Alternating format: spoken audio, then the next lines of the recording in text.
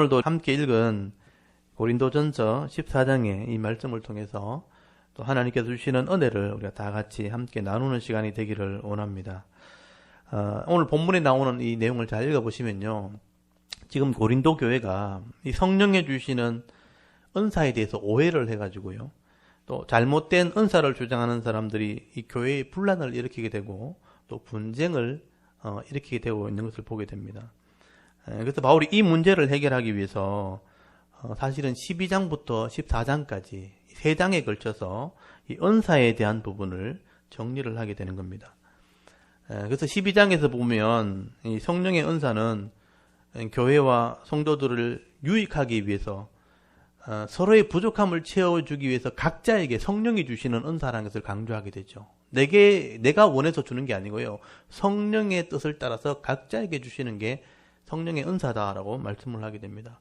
그리고 13장에는 이런 여러 가지 은사가 제대로 활용되기 위해서는 하나 되어야 된다는 거죠. 그래서 사랑에 대한 은사, 이 성령의 열매를 강조하게 되죠. 서로 은사를 인정하고 서로를 섬기고 서로 하나 되어야 된다. 이게 성령의 은사라는 것을 강조를 하게 됩니다. 그리고 오늘 14장에 와서는요, 이 잘못된 은사를 주장하는 사람들 중에서 특별히 알아듣지 못하는 이 방언을 하는 자들이 나오게 되죠. 이 사람들이 문제를 일으킨 사람들입니다. 그래서 이 알아듣지 못하는 방언을 하는 사람들에 대한 책망의 말씀과 권면의 말씀이 기록되어 있는 것을 보게 됩니다. 그래서 바울은 이 잘못된 이 방언의 은사와 또 예언의 은사, 말씀을 풀어주는 은사, 이걸 두 개를 비교하면서 어떤 것이 더 교회에 유익한가, 어떤 것이 더 필요한지를 설명을 하게 되는 것을 보게 되죠. 그래서 이 내용을 가지고 본문을 한번 잘 보시기 바랍니다. 그래서 1절을 먼저 보시면요, 이 바울이 이 신령한 것을 사모하되 사랑을 따라서 예언하도록 해라, 그런 설명을 하게 되죠. 1절 보십시오. 사랑을 추구하며, 이 13년과 연결이 되어 있죠. 사랑을 추구하며 신령한 것들을 사모하되 특별히 예언을 하려고 하라, 이렇게 시작을 하게 됩니다. 여기 굳이 제가 하나 설명을 덧붙이자면 방언하기보다는 예언을 하려고 하라, 예언을 강조하는 의미에서 이 말을 하게 되는 것이죠. 여기 예언이라는 것은요, 말씀을 풀어서 알게 하는 것을 말해요. 하나님 말씀을 각자에게 깨닫게 하실 때에 이 말씀의 의미를 풀어서 설명해 주는 거예요. 그걸 예언이라고 그래요. 하나님 말씀을 알아듣게 만드는 것. 그래서 이 예언의 은사, 하나님 말씀이 제대로 이해되어져야 다른 은사도 제대로 활용이 되기 때문에 예언을 먼저 하도록 해라 하고 시작을 하는 것입니다. 그래서 영적인 은혜를 사모하는 사람이 있다면, 성령의 은혜를 사모하는 사람이 있다면 말씀을 따라서 하되 사랑하는 마음으로 행하려고 하는 것이 중요하다. 그래야 교회가 제대로 세워진다라고 시작을 합니다. 그런데 그 당시에 고린도 교회 성도들 중에서는요, 이런 영적인 것을 사모한다고 하면서 잘 알아듣지 못하는 방언을 이렇게 하게 된 거예요. 그 방언을 통해서 자기를 자랑하고 또 이 자기는 영적인 사람이라고 하면서 다른 사람을 무시하면서 분쟁을 일으킨 사람들이 있었다는 거죠. 그래서 바울이 이 문제를 해결하기 위해서 지금 12장부터 14장까지 전체를 길게 설명하고 있는 거죠. 그래서 2절을 한번 보십시오. 여기 방언을 말하는 자는 하고 나오죠. 알아듣지 못하는 방언을 얘기하는 거예요. 방언을 말하는 자는 사람에게 하지 아니하고 하나님께 하나니 이는 알아듣는 자가 없고 영으로 비밀을 말함이라. 여기 알아듣는 자가 없다는 말을 써놨죠. 이 알아듣는 사람이 없는 방언을 하는 사람이 있는데 이런 사람들을 굳이 하려면 하나님께 하라, 그렇게 말을 하죠. 그래서 여기서 우리가 좀 방언이라는 것을 잘 이해를 못하는 사람이 있기 때문에 좀 구분을 해야 돼요. 그럼 사도행전 2장에 보면 이 땅에 처음 성령이 임하게 되었을 때, 그러니까 예전에 구약에 있는 것처럼 제사장이나 왕이나 선지자에게 임하는 것이 아니고 이제는 모든 성도들, 모든 사람들에게 성령이 임하게 되는 때가 되었다 하는 표적을 보여주기 위해서 방언의 표적이 나타났죠. 이때 방언은 한 사람이 말을 하는데 다른 사람이 다 알아듣는 방언이었어요. 언어로서 오는 방언이죠. 사람들이 이해할 수 없는 일이 벌어진 거예요. 한 사람이 이야기하는데 각 나라 사람들이 그 자기 나라 말로 이렇게 알아듣게 되는 거예요. 그래서 이 언어가 이해되어졌기 때문에 그것을 방언의 표적이라 그렇게 이야기하는 것이죠. 근데 이 고린도 교회에 지금 나타난 방언은 이런 언어로 알아듣는 이런 방언이 아니고 알아듣지 못하는 방언의 어떤 은사가 나타나게 됐다는 것이죠. 그래서 이게 성령의 은사냐 하는 문제가 나오게 된 것입니다. 그래서 알아듣게 되는 이거 원래 방언인데 이 고린도 교회는 알아듣지 못하는 말을 하는 이런 방언이 나타나게 되었다는 거죠. 그래서 이게 뭐냐? 이게 성령의 은사냐? 사실은 성령의 은사라기보다는 옛 습관들, 옛날에 우상을 섬길 때 또는 이방 신을 섬길 때 하던 이방의 방언이 교회 안에 들어왔다는 거예요. 그래서 혼란을 가져오게 된 것입니다. 근데 당시 고린도 교회 성도들은 성령에 대한 지식이 없으니까 이상한 이 소리로 방언을 하게 되니까 이게 성령의 은사인지 또는 이방인에게 온 방언인지 구별을 못하게 된 거죠. 그래서 서로 간에 주장을 하고 또 다툼이 일어나게 됐다는 것을 말씀을 하게 되는 겁니다. 그래서 바울이 이 부분을 이제 차근차근 설명을 하게 되는 거죠. 성도들에게 어떤 것이 성령의 은사인지 한번 분별해 보아라 하고 설명을 하게 되는 것입니다.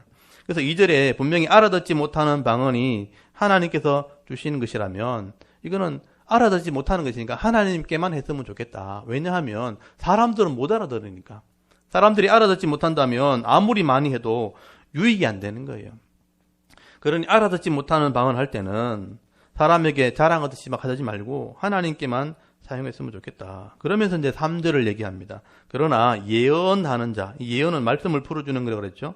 예언하는 자는 사람에게 해라. 그래서 사람에게 하여 덕을 세우며 권면하며 위로하는 것이요. 방언을 말하는 자는, 이 알아듣지 못하는 말이죠. 하는 자는 자기의 덕을 세우고 예언하는 자는 교회의 덕을 세우나니 나는, 이 바울의 생각이죠. 나는 너희가 다 방언 말하기를 원하나 근데 특별히 예언하기를 원하노라. 방언하는 것도 무시할 수 없지만 교회에서는 예언하는 게 더 중요하다는 뜻이에요. 특별히 예언했으면 좋겠다라고 권면을 하게 되는 것입니다. 그래서 바울의 생각이 뭐냐면 이 알아듣지 못하는 이 방언이 하나님께서 주신 것이라면 못 알아먹게 할 리가 없다는 것입니다.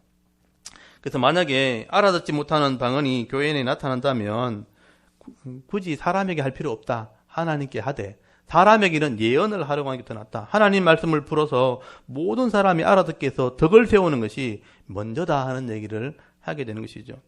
그래서 여기서부터 이제 바울이 그게 진짜 알아듣지 못하는 방언이 하나님 주신 것이라면 한번 점검해보자. 여기서 제안을 하기 시작합니다. 그래서 바울은 한 3가지 정도를 제안을 하게 되는데 6절부터 잘 보시면요. 알아듣지 못하는 방언이 정말 하나님 주시는 것이라면 해석이 돼야 된다는 거죠. 통역을 해야 된다 하는 얘기를 하게 되는 것입니다. 6절을 한번 잘 보십시오. 이 첫 번째 제안입니다. 그런데 형제들아 내가 너희에게 나가서 방언, 알아듣지 못하는 얘기를 하겠죠. 알아듣지 못하는 것을 말하고 계시나 지식이나 예언이나 가르치는 것을 말하지 아니하면 너희에게 무슨 유익이 있으리요? 유익하리요. 내가 만약에 너희에게 갔을 때에 방언으로만 하겠다면 너희 알아듣지 못했다면 무슨 유익이 있겠는가? 계시를 말하고 예언을 가르칠 때 알아듣지 못하는 것을 하면 유익이 안 된다. 그렇게 얘기하죠. 그래서 이제 알아듣지 못하는 것은 유익이 안 된다는 것을 설명하기 위해서 7절부터 비유로 설명을 하게 됩니다. 여기 필이나 검은고를 얘기하면서 만약에 알아듣지 못하는 이런 소리를 낸다면 누가 그걸 이해할 수 있겠는가? 여러분 7절에 보시면 필이나 검은고가 이렇게 연주되어질 때에 음악을 연주할 때 이건 음악 하시는 분들이면 잘 알죠. 음이 분별되지 못한다면 음정을 분명하게 연주하지 않는다면 아무 소리를 막 내버리면 감동이 없는 거죠. 이런 피리를 불 때 음정을 맞춰서 악보에 따라서 감정을 이렇게 전달하게 되는데 어른 음정이 없이 막 아무 때나 불어버리면 어떻게 되겠어요? 애기들이 소리 내듯이 막 불어버리면 아무런 감동이 없는 거죠. 그냥 소리일 뿐이라는 것입니다. 8절에도 보면요. 나팔을 불 때 군인들이 전쟁을 예비하기 위해서 나팔을 불 때 분명한 소리를 내야 이 나팔이 이게 전쟁이 시작됐구나 하고 아는데 분명한 소리를 내지 못한다면 어떻게 그걸 알아들을 수 있고 전쟁을 준비하겠느냐. 분명한 소리가 나지 않으면 의미가 없다 하는 것이죠. 그래서 9절을 보십시오. 이와 같이 이제 성도들에게 설명하죠. 너희도 혀로서 알아듣기 쉬운 말을 하지 아니하면 이 말은 알아듣지 못하는 말을 하면 그 말하는 것을 어찌 알리요? 이는 허공에다 말하는 것이라. 아까 조금 전에는 알아듣지 못하는 방을 하나님께만 하라 해놓고 만약에 알아듣지 못하는 것이 하나님 주신 것이 아니라면 그냥 허공에다 하는 거나 마찬가지다. 여러분 혀를 주신 분도 하나님이잖아요. 언어를 주신 분도 하나님이에요. 우리 뇌 속에 언어를 주신 분도 하나님이에요. 그리고 알아들을 수 없는 소리를 낸다면 이거는 하나님이 주신 것이 아닐 수 있다는 것이죠. 하나님 분명히 혀를 주셨고 언어를 주셨다면 알아듣게 하시는 것이 하나님의 방법이라는 것입니다. 그런데 이런 뜻도 모르는 알아듣지 못하는 소리만 낸다면 그거는 아무 유익이 되지 않는 것이다. 그렇게 말씀을 하게 되는 것이죠. 하나님 만약에 은사로 주신 것이라면 이렇게 할 리가 없다는 거죠. 그래서 이런 소리를 내는 사람이 은사라고 주장하는 사람들이 말을 들어본다면 좀 이상하지 않느냐 한번 생각해봐라 그 얘기를 하게 되는 것이죠. 그래서 바울이 제안을 합니다. 이게 만약에 이상한 소리가 나도 하나님 주신 것이라면 반드시 해석이 돼야 되는 거예요. 하나님이 그렇게 하셨다면 그게 합리적인 거예요. 그래서 통역을 반드시 해야 된다. 통역을 해서 알아듣게 해야 된다. 그래서 여러분 11절 한번 보십시오. 그래서 첫 번째 바울이 제안하는 겁니다. 그러므로 내가 그 소리의 뜻을 알지 못하면 내가 말하는 자에게 외국인이 되고 말하는 자도 내게 외국인이 되리니 그러므로 너희도 영적인 것을 사모하는 자인즉 교회의 덕을 세우기 위하여 그것이 풍성하기를 구하라. 그러므로 방언을 말하는 자는 통역하기를 기도할지니. 이게 첫 번째 제안이에요. 방언이 진짜 하나님 주신 것이라고 확신한다면 통역이 돼야 된다는 거예요. 이게 안 되면 아무 의미 없는 소리에 불과하다. 그냥 외국인일 뿐이에요. 그래서 알아듣지 못하는 방언을 유익이 되게 하려면 반드시 통역을 하도록 해라. 만약에 통역이 되지 않는다면 그는 내 이 이성으로는 아무 유익이 되지 않는 거죠. 영어는 기도한다 하지만 내 이성으로 하고는 아무 관계가 없는 거죠. 그래서 14절 한번 잘 보세요. 내가 만일 방언으로 기도하면 나의 영이 기도하거니와 나의 마음, 이 마음은 이성이 내 이성은 열매를 맺지 못하리라. 내가 영적으로 은혜 받아가지고 방언을 한다 하고 영은 막 방언을 한다 해도 내 이성, 내 인격이 그걸 알아듣지 못한다면 아무 의미가 없는 거예요. 그래서 열매가 없어요. 하나님이 주신 걸 깨닫지 못하기 때문이죠. 그래서 이거는 시간을 낭비하는 거나 마찬가지입니다. 그래서 여러분 이 부분들을 한번 잘 생각해 보셔야 돼요. 내가 영적으로 은혜 받았다 하고 방언으로 뭐 2시간씩, 3시간씩 이렇게 기도하시는 분들이 있거든요. 자기는 뿌듯해요. 근데 내 이성하고는 아무 상관없어요. 열매가 없는 거죠. 내 마음은 뿌듯한데 삶은 변화가 없다는 것이죠. 실제로 이런 분들 우리가 많이 보게 됐죠. 저도 신앙생활하면서 이런 분들 많이 봤어요. 밤새서 방언을 하고 방언으로 기도한다고 밤을 새고 기도하고 때로는 깊이 들어갔다 그러고 환상을 봤다 그러고 음성을 들었다고 하는데 실제로 그 사람의 인격은 변화가 없어요.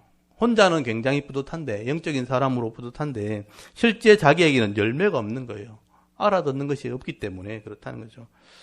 내 마음은 교만해지고 이렇게 자만해진다면 그것이 성령의 은사일까 한번 생각해봐라.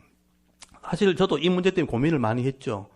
내가 신학을 갈 때 이런 은사 부분을 안 다룰 수가 없는 거죠. 목사가 되기 위해서는 분명히 교회에 은혜를 끼쳐야 되는데 이런 성령의 은혜가 있어야 되는데 이게 어느 것이 분별이 되지 않으니까 고민을 많이 했습니다. 저도 이제 신대원 갔을 때 대학원에 갔을 때 대학원 2학년 때 수련을 우리 학기를 시작하기 전에 수련회를 항상 하거든요. 2학년 수련회 때 제가 방언을 시작했어요. 그때 이제 양수리 수양관에 2,600명 정도가 이제 신학생들만 다 모이니까 엄청나죠. 2,600명이 와서 기도하고 이러면요. 그 위세가 엄청납니다. 그 2학년 수련회 때 처음 이제 방언을 하기 시작한 거죠. 그런 것을 이제 늘 이렇게 생각만 하다가 그때 그 강사로 오신 분이 권성수 목사님이었어요. 지금 동신교회 담임이시죠. 그래서 이제 말씀을 나누고 기도할 때 방언을 시작하면서 이렇게 방언을 많이 해보기도 하고 또 은사를 많이 체험하려고 하고 또 귀신도 쫓아보는 일도 하면서 몇 시간씩 기도하면서 이런 영적인 것이 무엇인가 추구를 많이 했었는데 제 결론이 뭐냐 하면 이렇게 알아듣지 못한 방으로 계속하는 것은 성령의 은사가 아니라는 거예요. 그게 제 결론이었습니다. 그럼 이 알아듣지 못하는 방언은 뭐냐? 여러 가지 이제 이유가 있는데 이렇게 자기 체면일 수도 있고 몸에 나타나는 현상일 수도 있고 영적인 사탄의 개입일 수도 있어요. 다른 영의 개입일 수도 있어요. 그래서 많은 사람들이 유행을 제가 보면서 저도 연구를 해보니까 사탄의 영향을 받은 사람이 많아요. 악한 영의 영향을 받아서 시간을 허비하는 경우가 많다는 것입니다. 이렇게 알아듣지 못하는 방으로 계속 기도하면요. 영적인 허영이 되는 거죠. 영적인 허풍이 되는 거죠. 내 교만이 될 수 있다는 것입니다. 그래서 박사학위를 하고 공부도 많이 하신 분들이요. 이런 영적인 은혜에 한번 빠져버리면 2시간, 3시간씩 그냥 기도하면서 시간을 허비하는 거예요. 아무 유익도 안 되는데. 내가 영으로는 기도한다 하는데 내 이성으로는 아무 열매가 없어요. 그렇게 시간을 허비하는 그런 영적인 허비하는 시간을 가지게 되는 것입니다. 내 기분은 좋을지 모르지만 열매가 없어요. 인격의 변화도 없어요. 그래서 이런 영적인 허영, 나는 영적인 사람이다, 나는 신령한 사람이라 하고 착각하면서 신앙생활을 하는 그거밖에 없는 거예요. 아무 열매가 없어요. 제가 기도 많이 한다는 목사님들 만나보고 배우려고 많이 따라다니는데 많이 기도하는데 실제 삶은 똑같아요. 분내고 화내고 뭐 이렇게 악을 행하고 이런 분들이 너무 많은 거예요. 이게 성령의 은사일 리가 없다는 것이죠. 그래서 바울도 똑같은 생각을 하게 된 거죠. 영으로 기도한다 해도 내 이성이 깨닫지 못한다면 열매 없는 거다. 그럼 어떻게 기도해야 되는 맞는가? 15절이 답이에요. 15절 보십시오. 그러면 어떻게 할까라고 돼 있죠. 그럼 어떻게 기도해야 되는가? 기도할 때 내가 영으로도 기도하고 마음으로도 기도해야 된다는 거죠. 내가 영으로도 찬송한다면 마음으로도 찬송하리라. 이게 합당한 거예요. 영으로 주신 깨달음이 있다면 내 이성도 깨달아야 돼요. 그래서 영으로도 기도한다면 내 이성, 내 마음도 함께 기도하는 게 맞는 거예요. 내가 영으로도 하나님을 찬양한다면 내 마음, 이성도 하나님을 깨달아 찬송하는 게 맞는 것이죠. 그래서 하나님께서 주시는 이런 은혜를 따라서 내가 감사하기도 하고 축복하게 될 때 다른 사람이 알아듣고 아멘도 하는 거예요. 근데 내가 영으로 했다고 방언으로 막 말했는데 못 알아들으면 어떻게 아멘 하겠느냐. 내가 이 방언으로 막 축복을 했는데 못 알아들으면 어떻게 아멘 하겠느냐. 그래서 16절이 나오잖아요. 그렇지 아니하면 네가 영으로 축복할 때 알지 못하는 처지에 있는 자가 네가 무슨 말을 하는지 알지 못하고 네 감사에 어찌 아멘 하리요. 어떻게 다른 사람이 아멘이란 말이 진실로 거하다, 변하지 않는다. 그 말이 맞다 이런 뜻이거든요. 내가 방언으로 막 알아듣지 못하게 해놓고 그 사람이 어떻게 아멘 하겠니요? 진실로는 못한다는 거예요. 겉으로는 그냥 할지 모르지만 진실로는 아멘 할 수가 없는 것이죠. 여러분, 성령의 은사는 서로 유익되게 하려고 주는 건데 서로 알아듣지 못한다면 그거는 은사일 수가 없다는 것입니다. 그래서 여러분 18절 보시면요. 내가 너희 모든 사람보다 방언을 더 말함으로 하나님께 감사하노라. 여기 방언은 알아듣는 언어를 말하는 거예요. 바울은 여러 언어를 사용했었어요. 언어로 축복하고 언어로 말씀을 가르쳤기 때문에 내가 여러 방언으로 말하는 것을 감사한다. 다 알아듣는 말을 하게 된다는 것입니다. 그래서 19절 보십시오. 그러나 교회에서 네가 남을 가르치기 위하여 깨달은 마음으로 5마디 말을 하는 것이 10,000마디 방언으로 말하는 것보다 나으니라. 교회 안에서 공적으로 행할 때 알아듣지 못하는 말을 10,000마디를 많이 해도 깨닫는 5마디보다 못하다는 거예요. 그러니까 알아듣게 하는 게 더 중요한 것이다. 여러분 5마디라도 깨닫게 하면요. 감동이 되어지고 이해가 되어질 때 변화되어지는 역사가 나타납니다. 말씀이 깨달아지면요. 근데 10,000마디를 말해도 못 알아들으면요. 아무런 변화가 없어요. 시간만 허비하는 것입니다. 그래서 바울은 알아듣지 못하는 방언을 할 때 교회에 유익이 되지 못한다면 그거는 옳지 않은 것이다. 만약에 방언이 진짜 있다면 통역을 하도록 해라. 이게 첫 번째 제안이에요. 그렇지 않다면 한번 생각해 본다. 그리고 두 번째를 제안하는 게 있습니다. 두 번째 알아듣지 못하는 방언을 할 때 구약의 율법을 가지고 설명을 하게 되는데요. 여러분 21절에 보시면 이사야 말씀을 인용해서 이 말씀을 하게 됩니다. 21절에 보니까 율법에 기록된 바 주께서 이르시되 내가 다른 방언을 말하는 자와 다른 입술로 이 백성에게 말할지라도 그들이 여전히 듣지 아니하리라 하였으니, 여기까지 구약의 말씀이죠. 그러므로 해석입니다. 방언은 믿는 자들을 위하지 않냐고 믿지 않은 자들을 위한 표적이다. 심판에 대한 표적이에요. 예언은 뭐냐? 믿지 않는 자들을 위하지 않고 믿는 자들을 위함이다. 그렇게 설명을 하죠. 이 말을 여러분 잘 들으셔야 되는데 구약에 있는 말씀을 인용한 거예요. 구약에 이스라엘 백성들이요, 우상을 섬기며 악을 행할 때, 불순종할 때 아수르, 북쪽에 있는 아수르를 불러서 이스라엘을 심판하신 거예요. 북쪽 이스라엘이 망했죠. BC 722년에 아수르 사람이 왔으니까 말이 다르잖아요. 언어가 다른 방언을 하는 사람이 와서 너희를 심판해도 너희는 깨닫지 않았다, 돌아오지 않았다. 지금 그 얘기를 하는 거죠. 그래서 알아듣지 못하는 방언은 순종하지 않는 자를 심판하려고 하는 것이다 라는 것을 인용을 한 것입니다. 그래서 이런 22절에 보면 그러므로 방언, 알아듣지 못하는 방언은 믿는 자들을 위하지 않냐고 믿지 않는 자들을 위하는 표적이다. 심판하기 위한 표적이고, 예언은 믿지 않는 자들을 위하지 않고 믿는 자들을 위함이니라. 그래서 23절에 보면 그러므로 온 교회가 함께 모여 다 방언을 말하면 알지 못하는 자들, 또 믿지 않는 자, 불신자들이죠. 불신자들이 들어와서 너희를 미쳤다 하지 않겠느냐. 여러분 온 교회가 방언이 은사라 그래가지고 다 방언으로 서로 말한다면 불신자들이 왔을 때 못 알아듣는 거예요. 알아듣지 못하니까 예수를 믿지 못하죠. 회개도 안 되고 변화도 안 되고 예수를 안 믿으면 결국 심판을 받을 수밖에 없다는 것이죠. 그래서 방언을 하는 것은 결국 믿지 않는 자들에 대한 심판의 표적이다.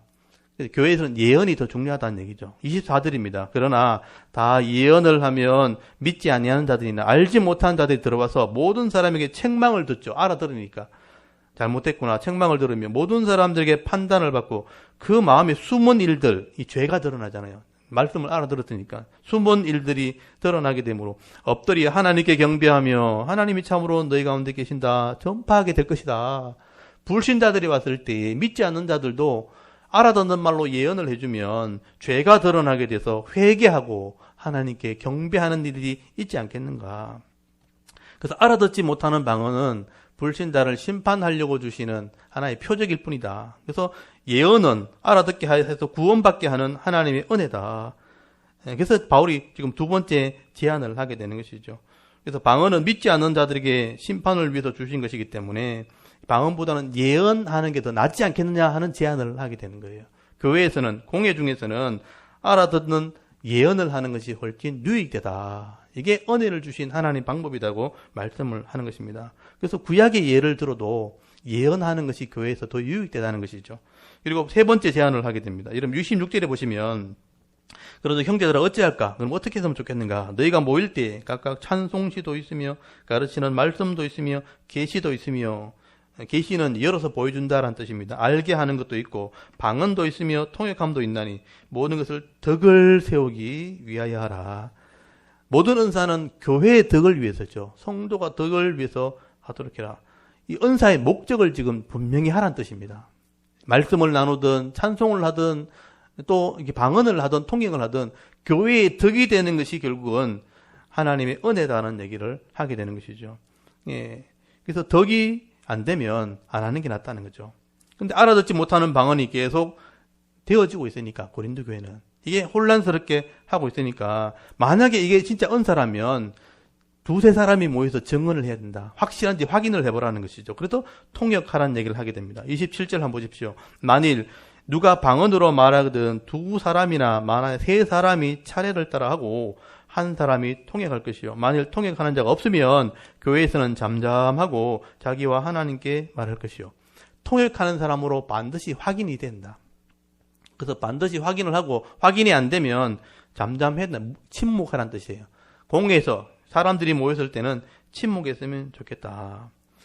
그래서 이제 이 통역하는 것이 반드시 되어야지만 하나님의 은혜라는 것을 확인할 수 있다는 것이죠. 예언도 마찬가지입니다. 예언도 말씀을 풀어준다고 하는데 자기 혼자만 주장하는 거예요. 자기 혼자 내가 이 말씀을 깨달았다고 자기 혼자 막 말하고 다니는 거예요. 그렇게 하지 말라는 거예요.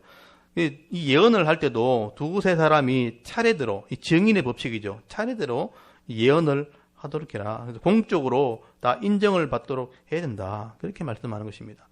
예언도 은사고 방언도 은사라면 확인이 돼야 되는 거예요. 그래서 반드시 통역하는 사람이 반드시 있어야 된다.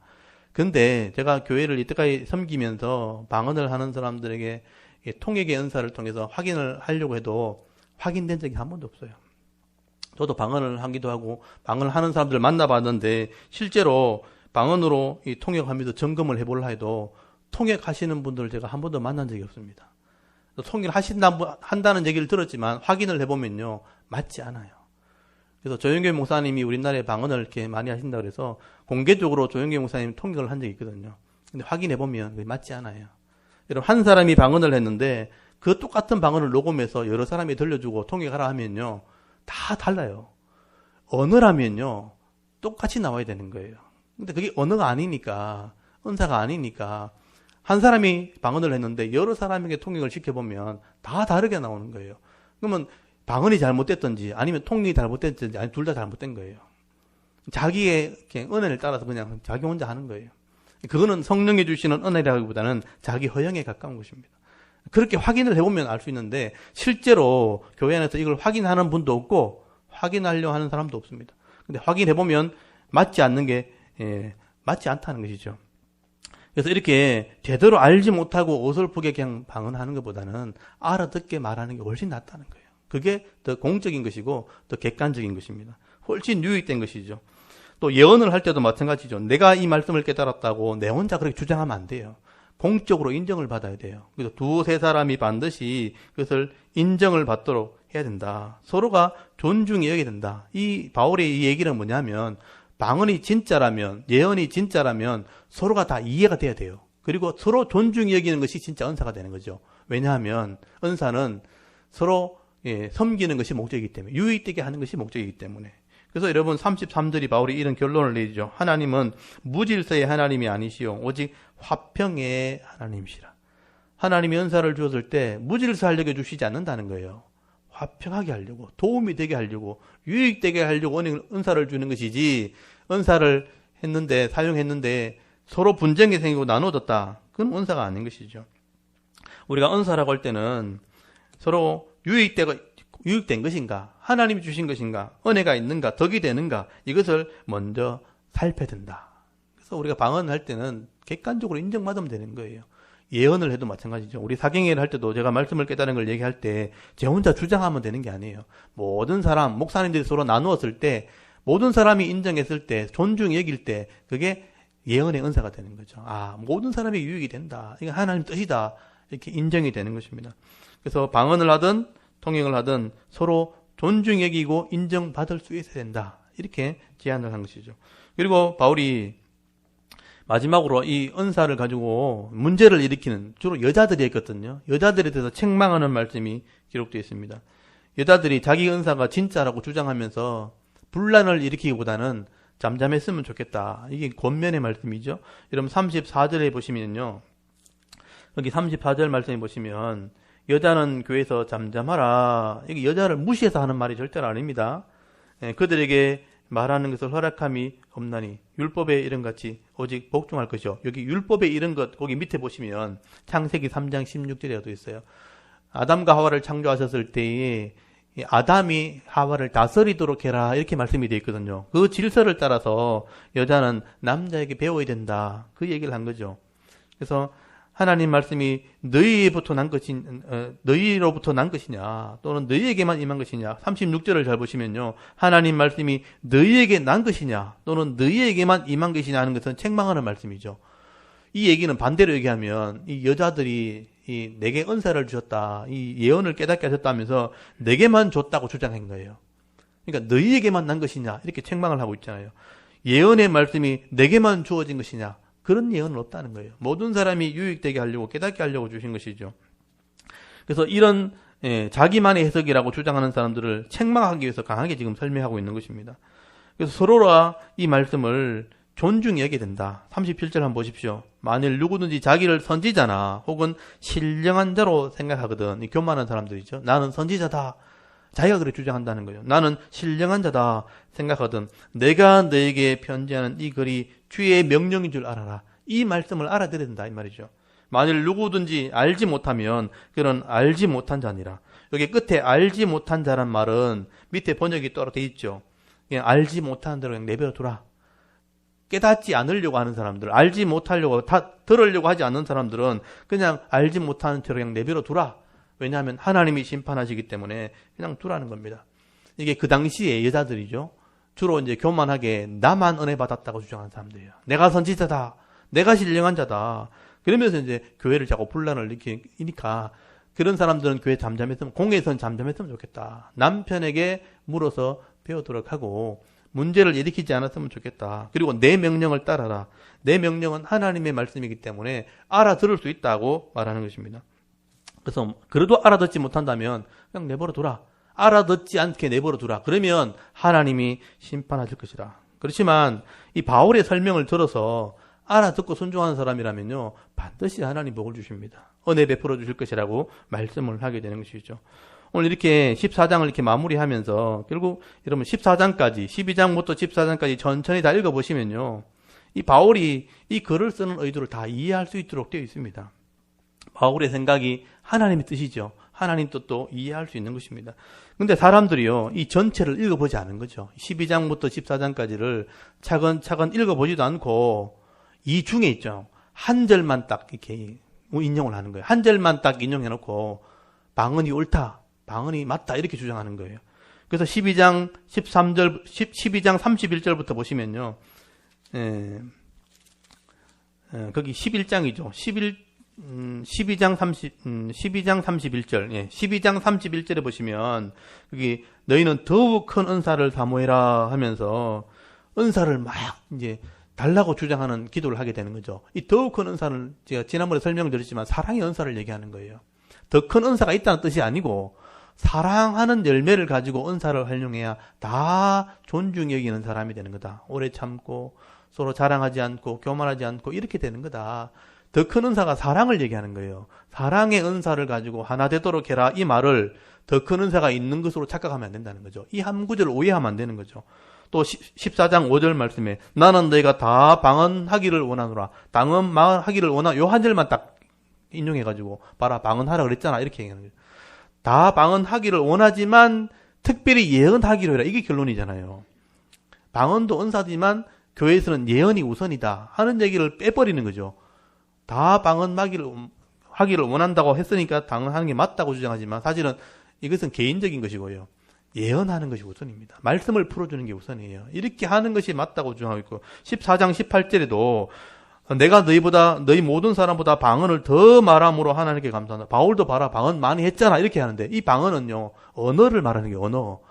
바울은 여러 가지 언어를 가지고 복음을 전하는 사람이에요. 이런 여러 가지 언어로 복음을 전하는 게 감사한 거다. 이게 맞는 거다. 그렇지만 알아듣는 것은 고려해야 된다. 그 얘기를 하고 있는 거예요. 이걸 제대로 이해해야 되는데 요 한 구절만 가지고 잘못하면 오해를 하게 되는 거죠. 14장 39절에도 방언을 금하지 말라. 마지막에 이 말을 듣잖아요. 하나님이 주시는 언어의 방언을 얘기하는 거예요. 언어 방언이 있다면 무시하면 안 된다. 금하면 안 된다. 이 얘기죠. 그렇지만 알아듣지 못하는 방언은 자제해야 된다는 거예요. 그걸 계속하면요 사탄에게 미혹을 받게 됩니다. 잘못된 영으로 이끌려갈 가능성이 많아요. 허영을 가질 가능성이 더 많다는 것이죠. 그래서 이 한마디 한마디만 이렇게 가져가지고 그냥 방언이 최고의 은사다 아니면 방언이 모든 은사의 시작이다 이런 식으로 이제 가르치기 시작한 것이죠. 그래서 교회가 혼란스럽게 된 것입니다. 이런 것들은 한마디씩 이해하고 한마디를 잘못 이해한 것은요 결국 혼란함을 초래하게 된 것입니다. 저도 이런 얘기를 강의를 많이 들었거든요. 오늘날 사역자들이 이런 고린도전서 12장부터 14장까지 전체를 읽어보지 않고 한 절만 잘못 착각해서 또 오해해서 가르치는 경우가 많습니다. 그래서 많은 사람들이 성도들 자체는 이건 정리가 안 되기 때문에 이것 때문에 혼란스러운 사람이 굉장히 많아요. 한국 교회가 지금 현실이 그렇습니다. 그렇지만 저도 이 방언에 대해서 또 은사에 대해서 많이 연구해봤지만 바울이 하는 얘기는 결국은 하나님의 뜻대로 해야 된다는 거죠. 알아듣지 못하는 방언은 없다는 것입니다. 그래서 이 말씀을 차근차근 읽어보면 이 의미를 잘 이해할 수 있습니다. 그래서 정말 하나님이 원하시는 것이 무엇인가, 교회가 유익된 것이 무엇인가 하는 것을 잘 깨달으셔야 돼요. 그리고 내가 유익되고 남이 유익돼야 됩니다. 그래서 다 같이 유익이 될 때 이것이 하나님의 뜻이 되는 것입니다. 그래서 하나님의 은사가 되는 것이죠. 우리 교회는 그런 게 지금 많지 않지만 교회에서 작아서 있지만 큰 교회 가보면요 방언 때문에 힘들어 하시는 분이 굉장히 많습니다. 못 받아서 막 이렇게 사모하는 마음으로 나도 했으면 좋겠다 그래가지고 계속 매달리는 사람도 있고 또 방언하는 사람들은 너무 지나치게 해가지고 옆에 있는 사람들 힘들게 하시는 분들이 굉장히 많아요. 그렇게 혼란함을 주는 것은 은사가 아니라는 거예요. 유익을 주려고 하는 것이지 자기 주장하게 하려고 그런 방언을 주는 건 아니다라고 말씀을 하게 되는 것입니다. 그리고 이제 마지막으로 이런 은사를 사용할 때는 모든 사람이 유익이 된다 하는 것을 정리를 하게 되는데요. 여러분 39절을 한번 보십시오. 그런즉 내 형제들아 예언하기를 사모하며 방언하기를 금하지 말라. 모든 것을 품위 있게 하고 질서 있게 하라. 이게 바울의 마지막 결론이에요. 예언도 은사일 수 있고 방언도 은사일 수 있어요. 언어적인 방언을 말하는 거예요. 이거는요. 알아듣지 못한 방언이 아니에요. 언어적인 방언도 있었는데 이런 은사를 사용할 때는 품위가 있어야 된다는 거예요. 그리고 질서가 있어야 된다라고 말씀을 하게 됩니다. 그래서 모든 이 교회의 기초는 말씀입니다. 말씀을 풀어서 해석하는 것이 기초가 되어야 되고요. 그리고 은사가 나타날 때 이거는 무시하지 말아라. 그런 의미에서 품위 있게 하고 질서 있게 하라. 이 품위 있게 한다는 말 의미는 단정하고 예의 바르다. 누가 봐도 예의 바르다는 거죠. 누가 봐도 인정할 수 있는 그런 단정한 모습이 있는 것이 기독교인이 되어야 된다라고 말하는 거죠. 근데 이상한 말을 하면서 때로는 엎어지고 막 자빠지고 또 막 뒹굴고 알아듣지 못하는 말을 하면서 시간을 막 몇 시간씩 허비하고 그리고 다른 사람들에게 혐오감을 준다면 그건 하나님의 이름을 부끄럽게 하는 겁니다. 제가 이제 다음에 기회가 되면 영상도 제가 보여드릴 텐데, 방언을 한다고 하면서 은사를 한다고 하면서 교회를 난장판으로 만드는 그런 영상들이 굉장히 많아요.